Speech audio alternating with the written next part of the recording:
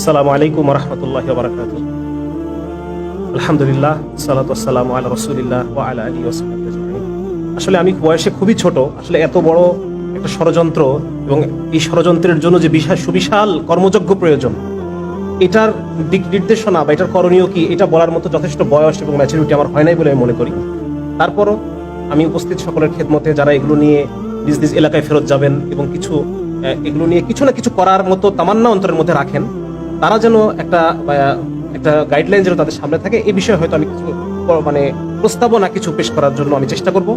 এছাড়াও আমাদের সম্মানিত মুরব্বী উলামায়ে কেরাম আমার সামনে উপবিষ্ট রয়েছেন, তারা আরো অধিকতর সুচিন্তিত মতামত এটার সাথে যোগ করে আমাদের জন্য একটা বিস্তারিত গাইডলাইন প্রদান করবেন, এই অনুরোধ আমি তাদের কাছে রাখছি। এখানে মূলত আমি একজন বাবা হিসেবে এবং আমার পেশাগত কারণে আমি একজন ডাক্তার হিসেবে এখানে এসেছি কিছু কথা উপস্থিত সকলের সামনে, এবং আমাদের এই কথা ইন্টারনেটের মাধ্যমে বাংলাদেশের কোনায় কোনায় পৌঁছে যাবে ইনশাআল্লাহ। এই সবার উদ্দেশ্যে আমি একজন বাবা এবং একজন চিকিৎসক হিসেবে আমি কিছু কথা বলে যেতে চাই। আপনারা ইতিমধ্যে জেনেছেন যে ব্র্যাক, বন্ধু সোশ্যাল ওয়েলফেয়ারের মতো এনজিও গুলো তারা দেশ বিরোধী, সমাজ বিরোধী, পরিবার বিধ্বংসী এবং ধর্মবিরোধী ভূমিকা এই বাংলার জমিনে তারা রেখে যাচ্ছে, এবং পশ্চিমা নষ্ট সভ্যতার যে নষ্ট চিন্তাগুলো তারা আমাদের মধ্যে ছড়িয়ে দিচ্ছে, এবং তারা বিভিন্নভাবে এই কাজগুলো করছে। তারা আন্তর্জাতিকভাবে সরকারকে চাপে ফেলছে, তারা বিভিন্ন সরকারি কর্তা ব্যক্তিদেরকে বিভিন্ন প্রলোভন দেখিয়ে বিভিন্নভাবে তারা তাদের এই উদ্দেশ্যগুলো আদায় করে নিচ্ছে। এবং কেন তারা এটা করতে চায় এই বিষয়ে আমি একটু আপনাদের সামনে পুরনো একটা ইতিহাস আমি আপনাদের সামনে তুলে ধরতে চাই। 1813 সালে আমি আপনাদেরকে নিয়ে যেতে চাই। 1813 সালে মাদ্রাজে, যে ব্রিটিশ উপনিবেশ মাদ্রাজে, সেখানের গভর্নর ছিলেন কর্নেল থমাস মনরো। এই কর্নেল যখন ইস্ট ইন্ডিয়া কোম্পানির বার্ষিক যে অধিবেশন, সেখানে যখন বার্ষিক রিপোর্ট পেশ করছে, তখন উনি সেখানে বলছেন যে ব্রিটিশদের তৈরিকৃত পণ্য ভারতীয়রা ব্যবহার করছে না। আপনারা ব্রিটিশরা যে এত ভর্তুকি দিচ্ছেন, এত কম লাভে জিনিসপত্র এখানে দেওয়ার চেষ্টা করছেন ইস্ট ইন্ডিয়া কোম্পানি, কিন্তু আপনাদের এই পণ্যগুলো তারা ব্যবহার করছে না। তখন বলছে কেন ব্যবহার করছে না? আমরা যদি আরো দাম কমিয়ে দেই, আমরা যদি আরো ভর্তুকি দেই, বা আমরা যদি লসে বিক্রি করি, তবু কি তারা ব্যবহার করবে না? তখন কর্নেল মনরো বলতেছেন না, তবুও ভারতীয়রা এই পণ্য কিনবে না। উনি জিজ্ঞেস করছে কেন?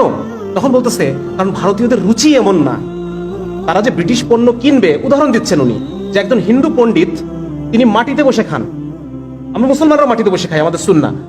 উনি বলতেছেন একজন হিন্দু পণ্ডিত তিনি মাটিতে বসে খান, এবং তার তো ডাইনিং টেবিলের দরকার নাই, সুতরাং আপনি তাকে ডাইনিং টেবিল কিনে পারবেন না। একজন মুসলমানরা যে ধরনের পোশাক পরিধান করে, তারা তো আপনার ইউরোপিয়ান কাটের পোশাক তারা কিনবে না। সুতরাং সবার আগে তাদের রুচিকে পরিবর্তন করতে হবে। কিভাবে পরিবর্তন করতে হবে? 1813 সালে ঘটনা শেষ। 1835 সালে উপমহাদেশে নতুন শিক্ষাক্রম তৈরি করা হলো, নতুন পাঠ্যপুস্তক, নতুন শিক্ষা ব্যবস্থা। লর্ড ম্যাকলে নতুন শিক্ষা ব্যবস্থা নিয়ে আসলেন, এবং এই শিক্ষা ব্যবস্থার মধ্য দিয়ে ভারতীয়দেরকে এমন ভাবে ইউরোপিয়ানাইজ করা হলো, তাদের রুচিকে এমন ভাবে বদলায় দেওয়া হলো যে 1901 সালে, ঠিক 100 বছরের মাথায়, 90 বছরের মাথায় 20 লক্ষ ইউরোপিয়ান মন মগজ রুচির মানুষের জন্য কত ব্রিটিশ পণ্য আমদানি করা হয়েছে, এটার একটা ডকুমেন্ট আছে। আমি ব্যাপারটা বুঝতে পারছি আপনাদেরকে, যে শিক্ষা ব্যবস্থার মধ্য দিয়ে মানুষের রুচিকে পরিবর্তন করা হয়, যেন এই বিশাল যে আন্তর্জাতিক যে পুঁজিবাদী যে সম্প্রদায়, তারা যেন তাদের পণ্যগুলো, তাদের সেবাগুলো আমার কাছে বিক্রি করতে পারে। মোট কথা, বাজার তৈরি করতে পারে। বড় বাজার তৈরি করার জন্য তারা আমাদের শিক্ষা ব্যবস্থার মধ্য দিয়ে আমাদের রুচিকে তারা পরিবর্তন করে দেয়। তাহলে এখন আমি যে পয়েন্টে আমি আসতে চাচ্ছি, যে এই যে ট্রান্সজেন্ডার মতবাদ আমাদের মধ্যে ছড়ায়, তাদের কি লাভ? আমাদের এখানে এরকম কঠিন এক পরিস্থিতি আজকে ঘরে ঘরে তৈরি হবে যদি এই কারিকুলাম আমাদের বাচ্চারা পড়ে। তারপর দেখেন যে পুরুষ থেকে নারী হতে লাগে $1,40,000, নারী থেকে পুরুষ হতে লাগে $1,25,000, লিঙ্গ সার্জারিতে লাগে $30,000, চেহারা সার্জারি করে মেয়ে পুরুষ করে ফেলতে লাগে $25,000 থেকে $60,000, ব্রেস্ট সার্জারির জন্য লাগে $5,000 থেকে $10,000। শুধু তাই না, প্রতি বছর তাকে হরমোন নিয়ে মেয়ে হয়ে থাকতে হবে, প্রতি বছর তাকে হরমোন নিয়ে ছেলে হয়ে থাকতে হবে। এটা একটা খরচ আছে, প্রতি বছর $1,000 উপরে তাকে খরচ করতে হবে। 2017 সালে শুধু পুরুষ থেকে নারী হওয়ার যে মার্কেট, এই মার্কেটটা ছিল $11.5 কোটি, এবং 2024 সালে এই মার্কেটটা গিয়ে দাঁড়াবে $97 কোটি। তার মানে দেখেন, এই যে একটা জিনিস আপনাদেরকে আমি বলি, একটু গ্যাপ নেই, যে আজকে যে বাংলাদেশে একটা আছে, যে আমেরিকাতে, আমি একটু সময় নিচ্ছি, আমি একটু আপনার কাছে সময় নিচ্ছি। আমেরিকাতে প্রতি বছর $223 বিলিয়ন লাগে শুধুমাত্র মদ খাওয়ার কারণে যে ক্ষতিগুলো হয়, ভাঙচুর হচ্ছে, কেউ শারীরিকভাবে অসুস্থ হচ্ছে, পরের দিন অফিসে আসতে পারতেছে না, এই যে মদ খাওয়ার কারণে $223 বিলিয়ন ক্ষতি হয় আমেরিকার প্রতি বছর। আমাদের বাংলাদেশ এই ক্ষতিটা থেকে বেঁচে আছে না বেঁচে নাই? এই খরচটাকে আমাদের করা লাগতেছে, এই টাকাটাকে আমাদের নষ্ট হচ্ছে, এটা আমাদের উলামায়ে কেরামের অবদান। আমাদের উলামায়ে কেরাম মদের ব্যাপারে, জুয়ার ব্যাপারে, জিনার ব্যাপারে মানুষের মধ্যে এমন একটা অবস্থা, এমন একটা মনোভাব তৈরি করে রাখছেন, যার কারণে এই বাংলাদেশের বিলিয়ন বিলিয়ন বিলিয়ন ডলার বেঁচে যাচ্ছে। তাহলে আজকে এই যে নতুন করে আমাদেরকে এত বিলিয়ন ডলার এই দেশকে খরচ করতে হবে, তো এটা আমাদের কিছুই করণীয় নাই, আমাদের ডাক্তার সমাজের কিছুই করণীয় নাই। আজকে কেন একজন ডাক্তারের বিরুদ্ধে কথা বলবে না যদি সে আসলে দেশপ্রেমিক হয়ে থাকে? আজকে আমরা উলামায়ে কেরাম দেশপ্রেমিক, তারা এই বিষয়ে কথা বলতেছেন। এটা কি শুধু উলামায়ে কেরামের জিনিস? আমরা যারা সাধারণ মানুষ, আমরা যারা সাধারণ বাবা, আমাদের কোনো এখানে বলার কিচ্ছু নাই? আমার আপনার ছেলে তো, আমাদের উলামায়ে কেরামের সন্তান তো এখানে পড়ে না, তবু তারা কথা বলতেছে। তাহলে আজকে আমি আপনি যাদের সন্তান এই পাঠ্যপুস্তক পড়বে, যাদের সন্তান এই কনফিউশনের মধ্যে ভুগবে, এই মানসিক অসুখে তারা আক্রান্ত হবে, তারা কোনো কথাই বলতেছেন না। কেন এরকম হচ্ছে? তাহলে ভুক্তভোগী তো আমরাই হব। সেদিন একটা ভিডিও খুব ভাইরাল হয়েছে, সেই ভিডিওতে দেখা যাচ্ছে যে আমেরিকার একজন বাবাকে এনে একটা লাইভ শোতে বসানো হয়েছে, আর তার ছেলে যে পুরো সার্জারি করে মেয়ে হয়ে গেছে, সেই ছেলেটা মানে এমন যে লম্বায় 6 ফিট, এরকম কাঁধ প্রশস্ত, মাসল, মানে পুরো একটা শক্ত সমর্থ পুরুষ। সে মেয়েদের পোশাক পরে, সে মেয়েদের মতো বড় চুল নিয়ে এসে বাবার সামনে চেয়ারে বসলো। সেই ছেলেটাকে দেখে বাবা হু হু করে কান্না করতেছে যে আমার সন্তান এরকম হয়ে গেল, আমি বাবা হিসেবে ব্যর্থ যে আমি আমার সন্তানের কাছে আইডল হতে পারলাম না। আজকে এইভাবে কান্না করার জন্য আপনারা প্রত্যেকে প্রস্তুত হন। আজকে এই ভিডিও যে যেখান থেকে দেখতেছেন, যার বাসায় সন্তান আছে, আমার একটা ছোট্ট বাচ্চা আছে, 7 বছর 4 বছর, আমি জানি না আমি তাদেরকে কোন দুনিয়ায় রেখে যাচ্ছি। আমি জানি না আমার মৃত্যুর পরে আমার সন্তান সে কি হয়ে যাবে, আমি জানি না। সে কি আসলে মুসলমান থাকবে, সে কি আসলে নারী থাকবে, আমার মেয়ে শিশুটা কি নারী থাকবে কিনা, আমার ছেলে শিশুটা পুরুষ থাকবে কিনা, আমি বলতে পারতেছি না। আজকে এক অসহায় বাবা হিসেবে আপনাদের সামনে আমি আসছি, এবং আপনারা প্রত্যেকে যার যার জায়গা থেকে আওয়াজ তুলেন, যার যার জায়গা থেকে এটা নিয়ে আপনারা আলোচনা করেন, যাতে করে এই জিনিসটা এখানেই যেন এই জিনিসটা থেমে যায়। এই সমস্ত যারা এনজিও, যারা অপকর্ম করতেছে, যারা আমাদের সন্তানদেরকে আমাদের কাছ থেকে ছিনিয়ে নেওয়ার চেষ্টা করতেছে, আমাদের পরিবারগুলোকে ভেঙে ফেলার জন্য তারা যত ধরনের প্রচেষ্টা সবকিছু তারা করতেছে, তারা যেন নিবৃত্ত হয়, তারা যেন নিরস্ত হয়। এই জন্য আমাদের সবাইকে ঐক্যবদ্ধভাবে কাজ করতে হবে। এখন আমি খুব সংক্ষেপে 2-1টা পরিকল্পনা আমি উপস্থাপন করার চেষ্টা করছি। 1 নম্বর হচ্ছে, এখনো পর্যন্ত আমাদের দেশে মানুষ, আমরা ধর্মপ্রাণ, ধর্মভীরু, উলামায়ে কেরামের অবস্থান আমাদের সামনে অনেক উঁচু। সেজন্য আমাদের উলামায়ে কেরামের কেন্দ্রীয় দিক নির্দেশনা আসতে হবে। কেন্দ্রীয় দিক নির্দেশনা, কেন্দ্রীয় ফতোয়া। এখন এই দেশের মানুষ ধর্মভীরু, তারা হালালকে হালাল মনে করে মানতে চায়, হারামকে হারাম মানতে চায়। হয়তো সবসময় পারে না, কিন্তু তবু তার অন্তর থেকে চেষ্টা করে, তওবা করে। তো যার কারণে আমাদের অন্তরে ধর্মের এখন একটা জায়গা আছে।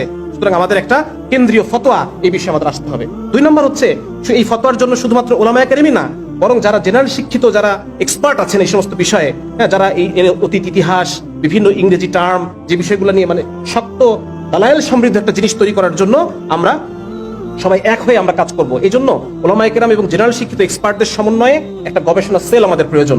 3 নম্বর হচ্ছে, আজকে আমি খুব লক্ষ্য করেছি একটা জিনিস, যখন আমরা এনজিওদের বিরুদ্ধে কথা বলতে এসেছি, আমি একটু তাড়াতাড়ি কথা বলছি, আপনারা কি আমার কথা বুঝতে পারছেন? জি, যখন এনজিওর বিরুদ্ধে কথা বলতে এসেছি, আমরা একের পর এক বলে যাচ্ছি যে টিনের চাল খুলে নিয়ে গেছে, গরু নিয়ে গেছে, কিন্তু আমাদের কাছে কোনো ডকুমেন্ট নাই, আমাদের কাছে কোনো ডেটা নাই যেটা নিয়ে আমরা কথা বলবো। অথচ ওরা কিভাবে কাজ করে জানেন? ওরা যখন এই কথা যদি ব্র্যাকের কথা বলি, তারা একটা ভার্সিটি তৈরি করছে। এই ভার্সিটির আন্ডারে তাদের বিভিন্ন রিসার্চ সেন্টার আছে। একটা সেন্টার শুধু এই জন্য ডেডিকেটেড সেন্টার, শুধুমাত্র এই জন্যই যে তারা ট্রান্সজেন্ডার এবং সমকামিতা নিয়ে রিসার্চ করবে। এবং এই রিসার্চের যে ফলগুলা, এগুলো তারা নিয়ে এসে দেখায় যে এই দেশের ট্রান্সজেন্ডার অনেক কষ্টে আছে। এই রিসার্চটা তারা বিদেশে পাঠায়। বিদেশে পাঠালে বিদেশিরা কি দেবে? এই রিসার্চটা দেখে তারা টাকা দেয়।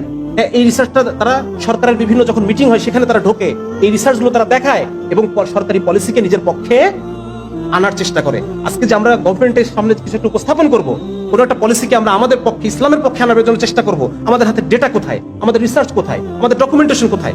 এই জন্য খুব জরুরি হচ্ছে যে আমরা উলামায়ে কেরাম এবং জেনারেল শিক্ষিত দায়ীদের সমন্বয়ে আমাদের একটা রিসার্চ উইং আমাদের হতে হবে। এরপর আরেকটা হবে এটা, যে ইসলামের উপর যে কোনো সামগ্রিক যে হামলাগুলো হচ্ছে, আজকের মতো আমরা সবাই মিলে একসাথে কাজ করব। বিভিন্ন ঘরানার উলামায়ে কেরাম, বিভিন্ন চিন্তার যারা জেনারেল শিক্ষিত, আমরা দাওয়াতের কাজ করছি, আমরা সবাই একসাথে কাজ করবো ইনশাআল্লাহ।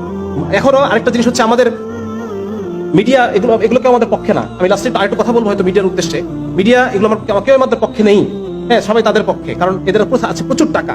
যার কারণে আমাদের যে কাজটা করতে হবে, এখন একটা জিনিস আমাদের হাতে আছে, সেটা হচ্ছে মসজিদের মেম্বারগুলো আমাদের মিডিয়া। একটা কেন্দ্রীয় নির্দেশনা যদি আসে, এটা বাংলাদেশের লক্ষ লক্ষ মসজিদে এক শুক্রবারে পৌঁছে দেওয়া সম্ভব কিনা বলেন? সুতরাং এই জায়গায় আমরা দায়িত্বশীলতার সাথে এই জায়গাগুলো আমরা কাজ করবো ইনশাল্লাহ।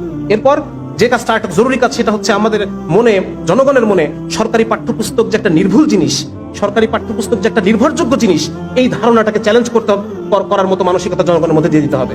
কারণ সরকারি পাঠ্যপুস্তকের মধ্যে এনজিও গুলোর হস্তক্ষেপের কারণে বিভিন্ন সরকারি কর্তা ব্যক্তিদেরকে ঘুষ, উৎকোচ এগুলো প্রদানের মাধ্যমে তারা সরকারি পাঠ্যপুস্তককে তারা নষ্ট করে ফেলছে। সুতরাং জনগণের মধ্যে এটার ব্যাপারে আস্থাহীনতা তৈরি করতে হবে, যে এর মধ্যে বিষ আছে, এই জিনিসটা মানুষকে বোঝাতে হবে।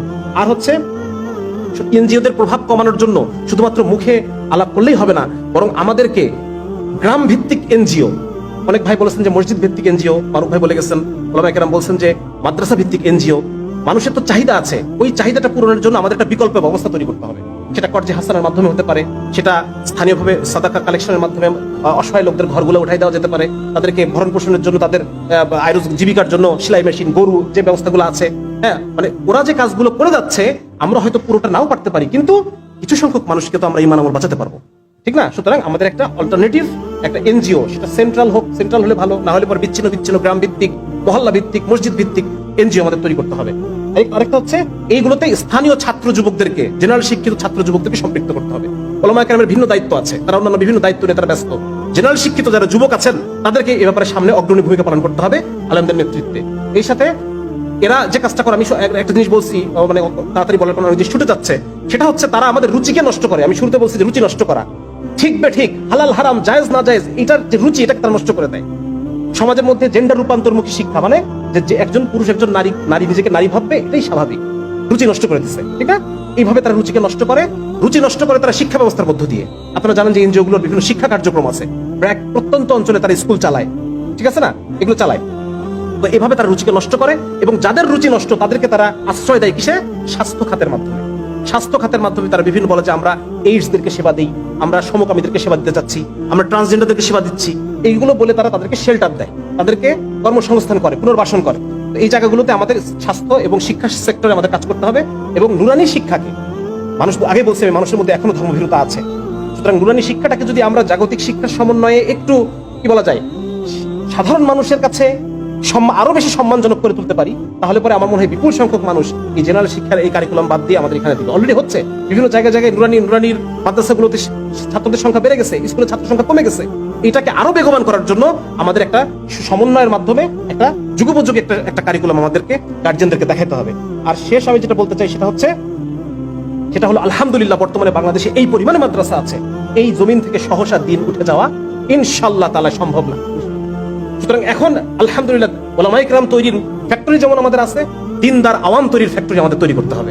আমাদের ওলামায়ে কেরামের তত্ত্বাবধানে জেলায় জেলায়, ইউনিয়নে কওমের অর্থায়নে, যদি মাদ্রাসা যেভাবে হয়েছে এতদিন পর্যন্ত, কওমের অর্থায়নে ওলামায়ে কেরামের তত্ত্বাবধানে স্কুল তৈরির পিছনে আমাদেরকে মেহনত করতে হবে, কাজ করতে হবে। যেখানে আমরা যদি এই বিকৃতি দ্বারা কারিকুলামে রেখেও দেয়, এই বিকৃতিকে আমরা সঠিকভাবে আমাদের ছাত্রদেরকে পড়াইতে পারবো, তাদের সঠিক মেজাজ আমরা তৈরি করতে পারবো।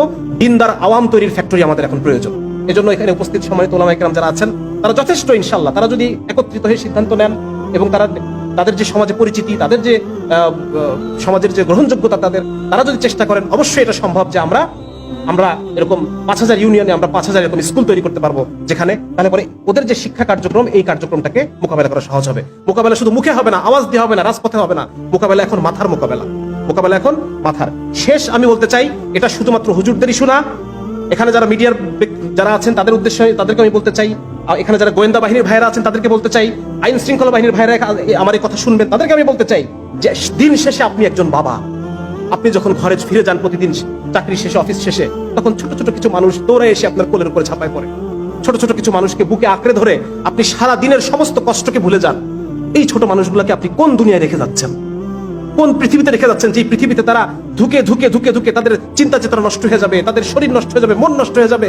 আপনার চোখের সামনে দেখবেন আপনার সন্তান মাদকাসক্ত হয়ে যাচ্ছে, আপনার সন্তান ডিপ্রেশনের রোগী হয়ে যাচ্ছে, আপনার সন্তান আত্মহত্যার পথ বেছে নিচ্ছে। একজন বাবা হয়ে আপনি এটা সহ্য করতে পারবেন? যদি সহ্য করতে পারেন তাহলে আপনি এসে আমাদেরকে ধরে নিয়ে যান। আর যদি আপনি সহ্য করতে না পারেন তাহলে আমাদের সাথে সুর মিলায় বলেন, আমাদের সাথে সুর মিলায় এই চক্রান্তের বিরুদ্ধে, এনজিওদের দেশ বিরোধী অপতৎপরতার বিরুদ্ধে আপনাকেও কথা বলতে হবে, কারণ আপনি একজন বাবা। আপনার সেই পিতৃত্বকে উদ্দেশ্য করে বলছি যে আপনার সন্তানের ভালো আজকে আপনাকে সিদ্ধান্ত নিতে হবে, আপনি কার পক্ষে কথা বলবেন, কার পক্ষে কাজ করবেন। আমার আলোচনা এখানেই শেষ। সবাইকে অসংখ্য জাযাকাল্লাহ, কষ্ট করে ধৈর্য ধরে আমার আলোচনা শোনার জন্য। আসসালামু আলাইকুম ওয়া রাহমাতুল্লাহি ওয়া বারাকাতুহু।